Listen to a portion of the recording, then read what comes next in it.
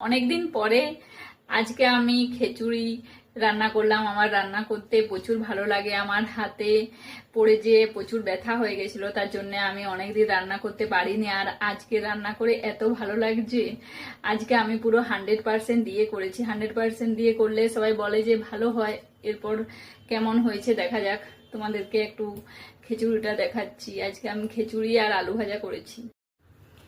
আমার খিচুড়ি ডান।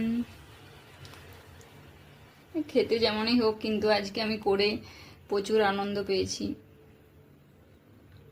সমস্ত কিছু সবজি দিয়ে করেছি, আর আজকে নিরামিষ, তার জন্য আজকে পেঁয়াজ দিইনি, শুধুমাত্র জিরা, লঙ্কা, টমেটো দিয়ে করেছি।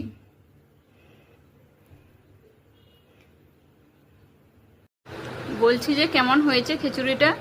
খিচুড়িটা খুব ভালো হয়েছে, দারুণ হয়েছে। সত্যি? সত্যি ভালো হয়েছে, মানে যেটা সত্যি সেটা বলো। সত্যি বলছি, খিচুড়িটা ভালো হয়েছে। বাদাম দিয়েছো, বরবটি, সবজি টবজি সব কিছু দেওয়া আছে।